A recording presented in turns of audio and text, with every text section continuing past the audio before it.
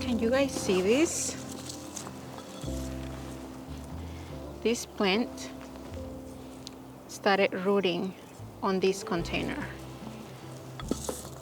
This is where I have my heuchera, my small heuchera, and this is where I have this type of sedum. I think it's Angelina or Angelica, I can't remember exactly, but one of the branches started coming across the other side, on the heuchera side, and it rooted there. So I'm just going to leave it there. I'm just going to leave it there. Has a lot of roots in there. That is cool. I am getting ready to clean this bed that I have behind me. I am going to leave these guys here. These are all perennials. I have a couple of heucheras, some sedums. They're just going to stay there. I think they're going to do fine. But I want to get my hoop house set up on this bed. But first I have to clean it up. I have a bunch of salvias. You guys saw that blue salvia that was there blooming. I am definitely ready to take it away from that bed. I am going to remove the hose from HOSELINK that I have there. I just want to keep that bed clean, or as clean as possible. I had a bunch of lettuce, I had a bunch of cilantro, which is coming back, and I want to give that cilantro a little bit of a chance. I honestly don't think that it's going to make it, but I can try, right? This is the first time that I'm going to make a hoop house for the winter, and it's going to be super easy because everything is already set up. So let me show you what it looks like now so that I can show you what it looks like later. This is all the salvia on this bed that it was blooming beautifully last month. It's definitely done. It is definitely done for the season. I could be saving some seeds, I guess, and I might actually do that. There's definitely plenty of seeds here, and I am sure the next year I'm going to have plenty of volunteers on this raised bed. But I do have a lot of cilantro that was growing here, just like the salvia last month, and it was doing amazing. I couldn't keep up with it, honestly. I couldn't keep up with it, but it was nice having that, you know, extra abundance of cilantro, which I love. Honestly, it's the one herb that I use the most in my cooking, and I just love it. And we have had definitely some really cold temperatures here in central Indiana. It is winter, it's that time of the year, it's inevitable, but I have a lot of cilantro seedlings that are coming up, and some of the plants that I cut from when I was harvesting cilantro are bushing up, bushing out, or sprouting again, whatever you call it, and they look really, really amazing. So I want to give them a little bit of a chance. I honestly don't know if having a hoop house with some plastic, really, really thick plastic over it, if it's going to help them, but I'm going to try it. And I have had these beds for, I'm going on year 4 here this coming year, and I already have the hooks or the clamps here set up so that I can just use the PVC hoops over them, and I can just put some plastic and some clamps on them, and it's good to go. I have never used the hoop house for the winter to trying to grow something, but I am going to give it a try. I think I have everything that I need, and it's not too crazy cold today, so I'm going to give them a try. So many seedlings that are doing so well. Let me show you. Like, look at this plant right here. I had a lot of the main plant that was hit with, you know, really cool temperatures. Everything kind of froze and got soggy, but look at this plant. Hopefully you can see it. This plant is just coming along so nicely. It is sprouting from the base, and you can see where I did a bunch of cuttings when the plant was just doing very, very nicely outside. Look at that guy right there. This plant right here is just doing just really, really nice, and I don't want to give up on them. I want to help them a little bit because I know that they can maybe thrive. I mean, I don't know how long I can keep them up really nicely. See this one right here? This one is just a little bit of a tiny of a root or of a plant that stayed there and it's just sprouting nicely right now. So I want to give all of them a chance today. I want to see if I can extend their growth just a little bit longer. I am sure I can get quite a few harvests from them, hopefully in the next couple of months. We'll see. We'll see how that goes. So I have a lot of clean here today, you guys.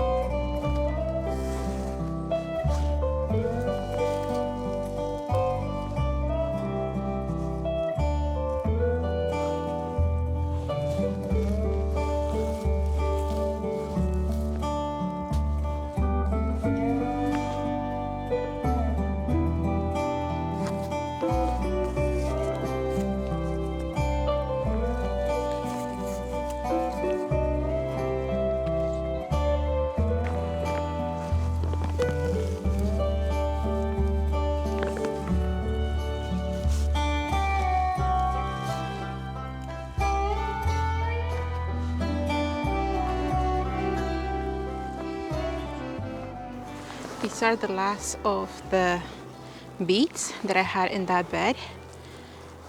Look at that. Look how gorgeous they are. I was going to leave them there, but I don't think they're going to do any more growing. But what I will do is that I'm going to add more seeds to that spot. I don't know. I don't even know if they'll germinate. But like I said, I'm just experimenting with it today. Look amazing. As I am cleaning this raised bed of everything that, you know, has gone bad, I am finding that I am having a lot of baby seedlings for my cilantro. I think it's cilantro. I know that a lot of people mention that growing carrots is like super easy, but honestly, growing carrots is like so hard for me. But look at the cilantro, you guys. Amazing. In one of my latest videos, I went through some of the things that I did in the garden for this year, for 2022, and I talk about some of the things that work, some of the things that didn't, and some of the things that I wasn't going to try, even though they worked for me this year. And one of those things that I kind of touched on a little bit was soil blocking. Soil blocking was something that I tried for the first year. This year I found a recipe online, and I think that it's a really cool technique to use if you're starting seeds indoors, but it's not for me. And if you're wondering what the heck is soil block, because I know that I got a couple of comments on people that have no idea what soil blocks were, Soil blacks is basically a technique for starting seeds indoors like you would any other, but instead of using containers, plastic, paper, or any other container, you use blocks of soil. No containers, they hold their shape. And don't get me wrong, I think it's a great technique, but it's not something that I can do for the way that I do things in my own garden. I hope that makes sense. And there's a lot of pros and cons when it comes to soil blacking. One of those things obviously is that you don't have to use any plastic or any containers. You don't have to keep up with the cleaning of containers from where you use them because you don't need any, right? The roots are healthier. They get air prune, meaning by the time that the roots get out of that soil block, you know, they die and they just create more roots within the soil block. And when those seedlings, those plants that you started indoors using soil blocks are ready to be transplanted outdoors, there is less of transplant shock because they, you know, they're already been used to being in the open. So, oh, hello. This is David. People have been asking about him. He's not mine, but I feed him and he comes around once in a while. So, hey buddy, you wanna say hi? And I think he belongs to some other neighbor of mine. I'm not sure because he's very friendly. Like I can pick him up. Or not. I'm not a cat person, but he's okay. Hi buddy.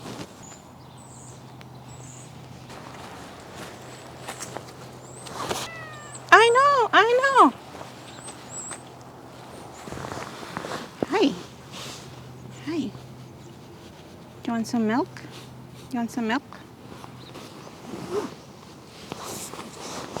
I gotta keep on working, buddy.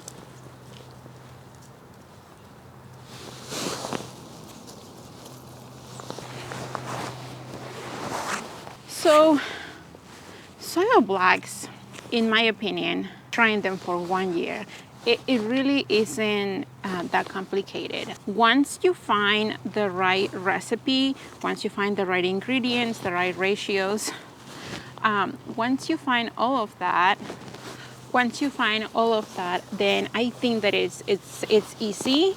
But don't get me wrong, finding the right recipe, the ingredients that you can find locally, it's hard. I found one from this lady online, and I found the things that I wanted to use, that I could use locally, except for one. And if you guys want to watch all of that, if you want to watch a video on how I did all of that, the recipe and everything, I'm going to link to it below.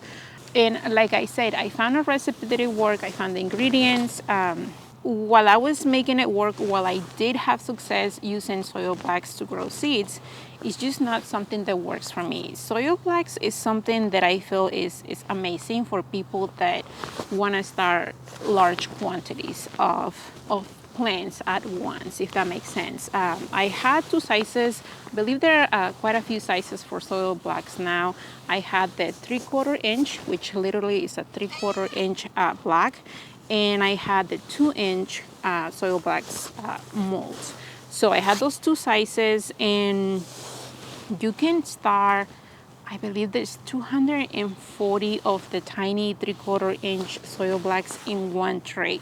So if you have the need for starting that many seeds or a combination of that many seeds in one tray, then that is something that you should probably definitely look into if you haven't. But I don't work that way in my garden. And I am not saying that soil blacks or that starting things in containers is better than the other.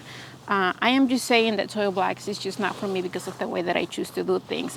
I mean, most of the time I am starting, a set of 5 plants at once of one variety. So I don't really have the need to start tons of things at once indoors. I know I have a couple of friends that do flowers, that they have a cut flower business, and they start tons of flowers at once, and that is amazing because they don't have to, get tons of containers, and soil blocks works for them. Not so much for me. And on top of that, the soil blacks, the 3/4 inch that I was starting, they dried very quickly. Sometimes I was having to water them twice in one day because they would just be dry. And you can get them covered. You can get some sort of dome or clear plastic to get them to germinate. But after that, you know, they should be uncovered and they dry quickly.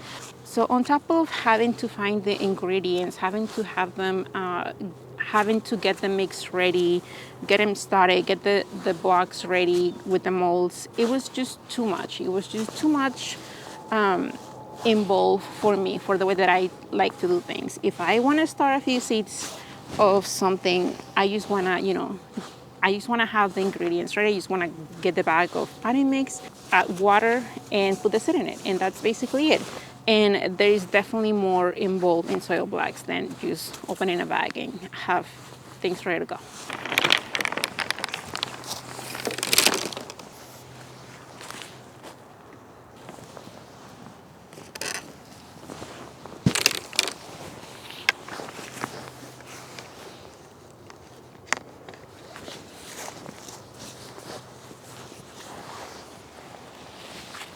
The PVC pipes that I'm using here to make the actual hoops from one side of the raised bed to the other are about 8 feet long.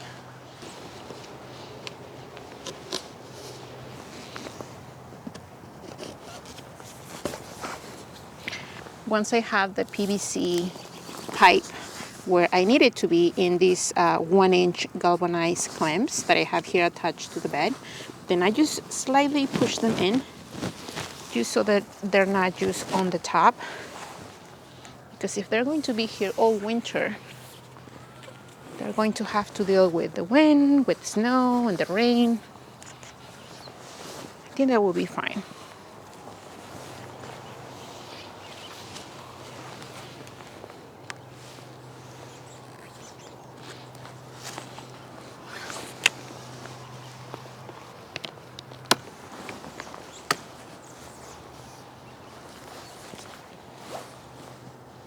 So I know there is going to be a lot of people that swear that soil black is the only way to start seeds indoors, or that is the best way to start seeds indoors. But I am wondering, how many of you started using soil blacks for the first time this year, and how many of you are either just doing that exclusively or just not doing it at all? I would really like to know how many of you guys are doing what and why. All right, so now that I have all of my hoops lined up for holding my my plastic, what I'm going to do is that I am going to have a couple of PVC pipes going all across along the raised bed so that it can hold this better. I don't have one piece that is long enough to go from one end to the other, so I'm going to use two pieces, and they're sort of going to be meeting in the middle. I hope that makes sense.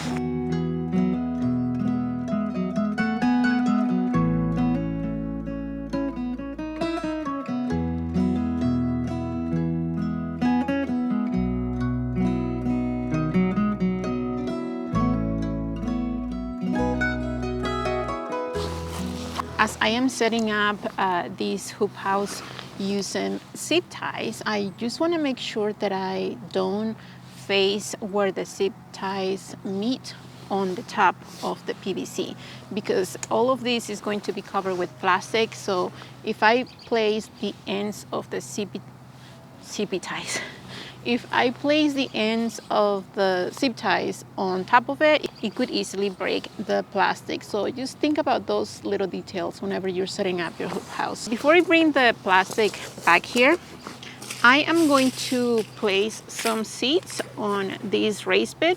I don't know if they're going to work, but like I say, I'm just trying to see what I can get. I am leaving all of my beautiful, beautiful cilantro that is sprouting, that it has already been planted here, that is coming back again. I am leaving it here, so I am not going to do anything as far as cilantro goes. I'm not going to try to place any seeds, but I am going to try some spinach, some radishes, lettuce, bok choy, and beets. And I'm not even going to tag them. I'm just going to place them in rows, hopefully, or in sections. So hopefully if they come up, you know, with the protection they'll get, hopefully I can get some sort of harvest. I am really not having any sort of expectations as far as harvesting these, but I just want to see what they do. And if I get something, then that will be amazing.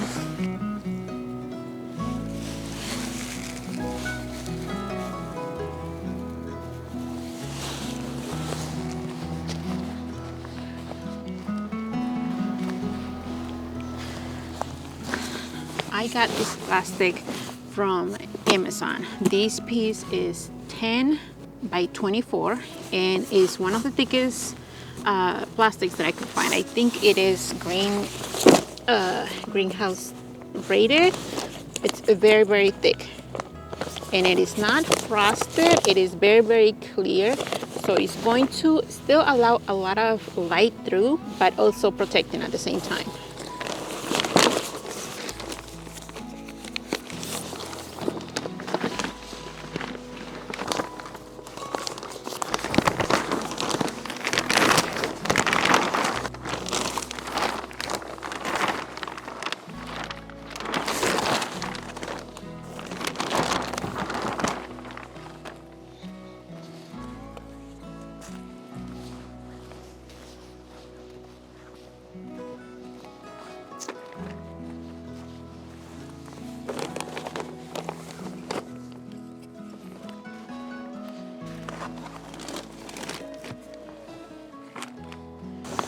I am using these PVC clamps. If you are using 1/2 inch PVC, you need 1/2 inch clamps for them. And what they do, they just keep the plastic nice and tight where I need it.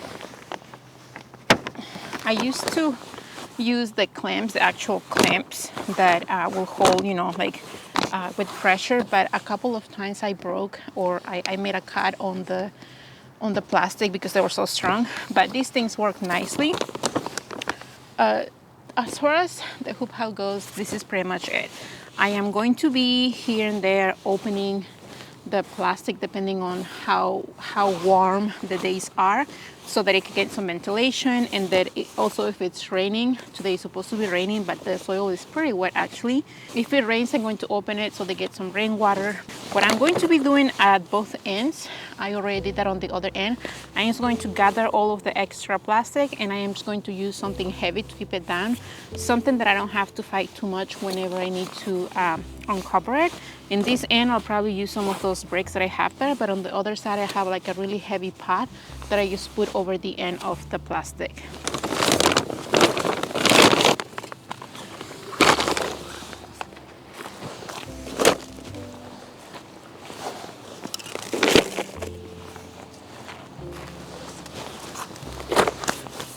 By the way, I started a newsletter, and I don't know yet how I'm going to use that other than send updates and things that are happening in my garden.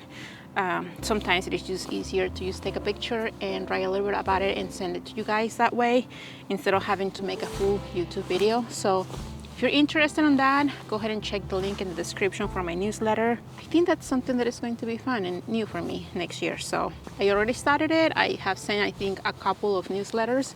If you have any comments or suggestions on what you would like to see on those newsletters, just let me know.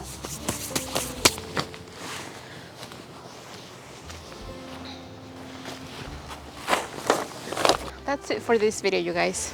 I hope that you enjoy it. Let me know what you think in the comments. Do you think that I'll have anything germinating here? Thank you for being here, and until the next time.